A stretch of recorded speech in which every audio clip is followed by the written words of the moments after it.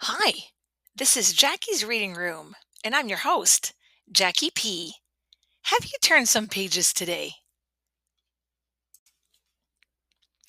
When you think about Iceland, what images come to mind?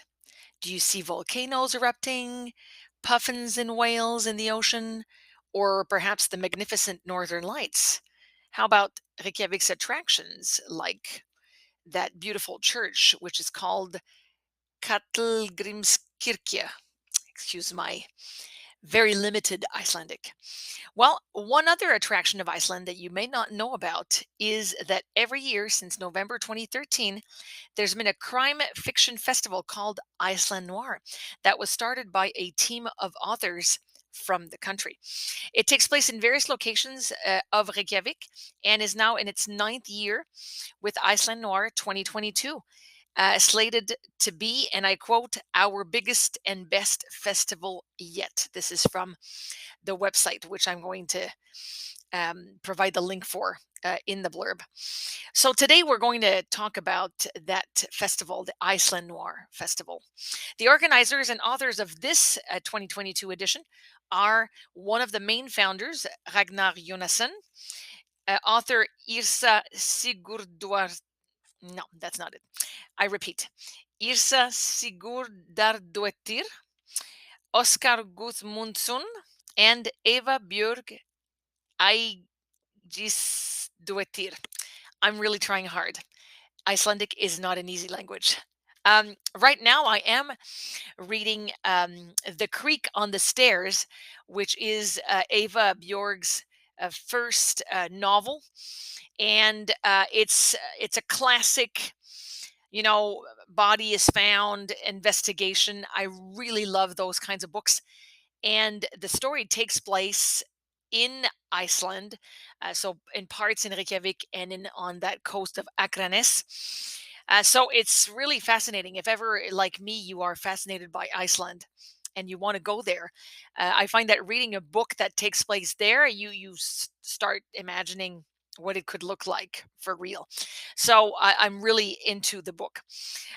You may recognize, though, the name of Ragnar Jonasson a bit more than the others because his work has been published in 32 countries.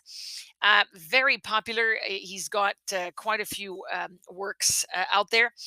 Ragnar was born in Reykjavik, and from the age of 17, a very interesting fact is that he's translated 14 novels by Agatha Christie into Icelandic.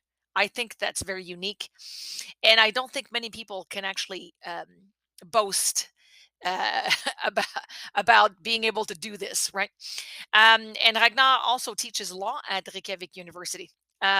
So he's got quite a few novels out there. But the one I read first by him was The Darkness. The Darkness is book one of the Hidden Iceland series. And I also learned that it's going to be a TV series soon. And The Darkness is a bit like many of the noir titles out there. It features an investigator or a detective. And in this case, she is about to retire, and they allow her to take on one last cold case before she retires to investigate. And she chooses one where this body had been found, and she starts kind of reopening the investigation on that. And of course, things happen. And once again, because it takes place in Iceland, and I find that the setting has a really great influence on the actual story and on the way the story is unravels. So very interesting. The second book I read by Ragnar is called The Girl Who Died. And this is a book that I read around this time last year, October, November, just around Halloween, which I think is very fitting because it's kind of a spooky, kind of creepy novel, or I guess the atmosphere is like that. So it takes place in a very small, isolated town in the north of Iceland, where like 10 people live. You can imagine, the sense of isolation. Um, so this woman is hired to be like a tutor for two young girls. And obviously, she's like the outsider going in. And in a small town like this, you can imagine that. Um, you know, uh, it's hard to kind of get in.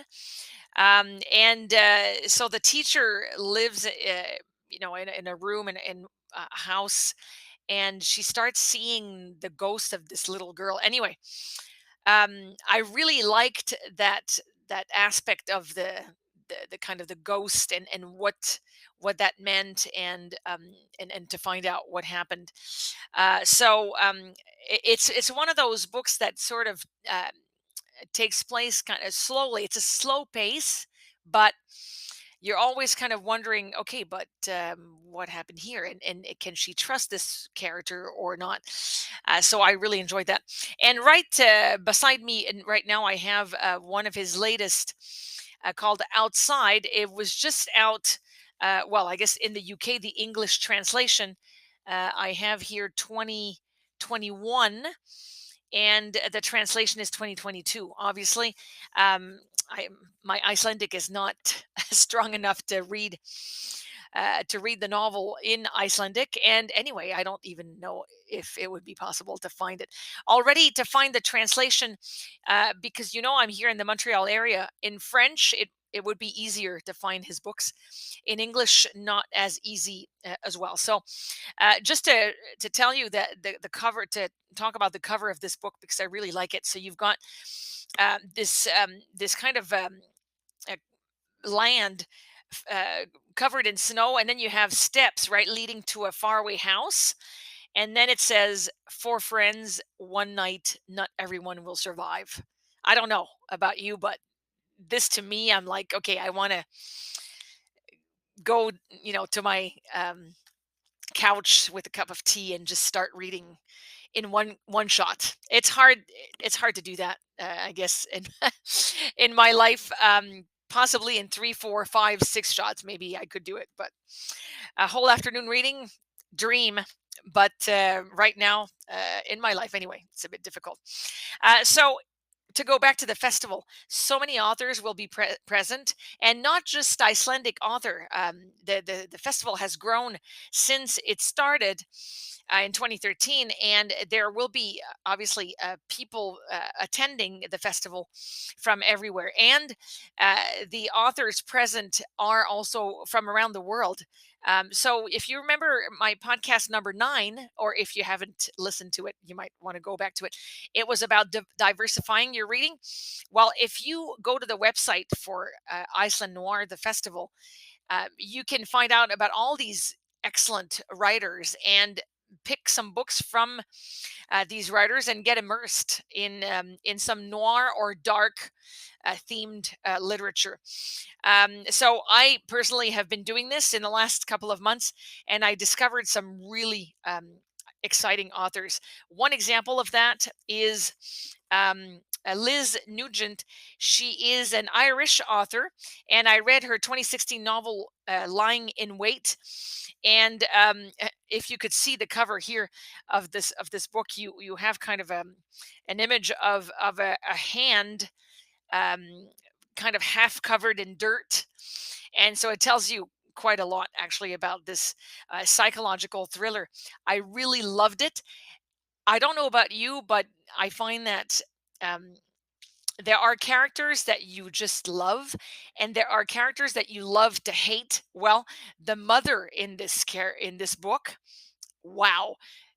I mean, we could possibly justify that she was, disturbed from a young age, but she truly is evil. But I love to read about her, and find out about the things that she thinks about, and that she actually um, has her son go through. Anyway, you'll have to read it for sure. Um, what I liked about this book too is that we as readers, we know about the murder right from the beginning and who did it, but not all the characters in the story know. One and two, obviously, the story unfolds over a few years, and then you see kind of the impact of what the story, what that murder uh, brings to a lot of people. I thought it was extremely interesting, and it takes place in Ireland. I don't think I have read. To be honest, I don't think I have ever read a book by an Irish author so far in my life. Maybe I have, but I don't remember. And so it was really interesting to read a book that took place in that area. So it made for some very interesting reading. I also discovered other authors like Paul Cleave. He's an author from New Zealand. I read his book 5 Minutes Alone, and once again, how often? Ask yourself this: when was the last time you read a New Zealand author? Yeah, perhaps never. And so by going to the website and looking at these different authors and the different books that they have, you can pick something perhaps that you like. And so 5 Minutes Alone is one of those um, investigation kind of crime thriller, but it takes place in New Zealand. Once again, the setting, I think, changes the whole story, and it makes it super interesting. And finally, I would like to note one of my most recent books. It's called The Thursday Murder Club by Richard Osman from the UK. And I love that book so much. I laughed. I was emotional. I was on edge because I wanted to know what was going to happen. It's beautifully British. And when I say this, I mean that I actually did not even understand every single British reference, which was kind of funny. I could have done the research, mind you. But the four main characters are a group of uh, um, three, no, is it two men, two women who live in this retirement community in England. And so they're all in their late 70s, early 80s. And because my parents are at that age now, uh, I thought it was super interesting to read about um, that, to read a book with characters of that same age. So I thought that was really good. The humor is fantastic. And he writes amazingly well. So it's clearly not my last one. This is the first one in the series. They call it the Thursday Murder Club series. There are two more out, so I'm looking forward to reading the other ones.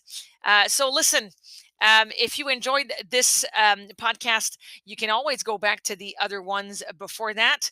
And whether you are a former student of mine, a current one of my friends, maybe a family member, or somebody who's just decided to try this podcast by Jackie's Reading Room, thank you for listening. I truly appreciate it.